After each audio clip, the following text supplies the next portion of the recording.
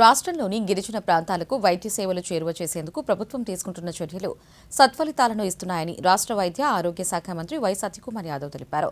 శాసనసభ ప్రశ్నోత్తరాల సమయంలో సీతంపేట వద్ద సూపర్ స్పెషాలిటీ ఆసుపత్రి నిర్మాణ పనులపై సభ్యులు అడిగిన ప్రశ్నలకు మంత్రి సమాధానమిస్తూ సీతంపేట వద్ద సూపర్ స్పెషాలిటీ ఆసుపత్రి పనులను త్వరితగతిన పూర్తి చేస్తామన్నారు.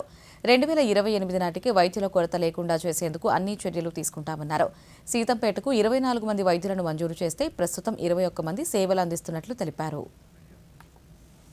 అంబచోడవరం, బుట్టాయిగూడ, డోర్నాల అయితే అన్నిటికీ ఒక్కొక్క దానికి 49,20,20,00,000 చొప్పున మొత్తం 246 కోట్లు అడ్మినిస్ట్రేషన్ శాంక్షన్ ఇచ్చినప్పటికీ గతంలో 4 సంవత్సరాల్లో విడుదల చేసిన నిధులు కేవలం 24,42,00,000 మాత్రమే జరిగాయి. అధ్యక్ష, కూటమి ప్రభుత్వం వచ్చిన తర్వాత గిరిజన ప్రాంతాల్లో మెరుగైన వైద్య సేవలు అందించాలనే సదుద్దేశంతో త్వరితగతిన పనులు చేపట్టి ఈ 4 సంవత్సరాల్లో 24 కోట్లు ఖర్చు పెడితే మనము ఈ 20 నెలల్లో 63 కోట్లు ఖర్చు పెట్టి పనులను పూర్తి చేసే దిశగా ప్రయత్నం చేస్తున్నాం. అధ్యక్ష, సీతంపేటకు సంబంధించిన మల్టీ స్పెషాలిటీ హాస్పిటల్ని గతంలో 12 కోట్లు మాత్రమే ఖర్చు పెడితే కూటమి ప్రభుత్వం వచ్చిన తర్వాత 15 కోట్లు ఖర్చు పెట్టడం జరిగింది గత 20 నెలల్లో.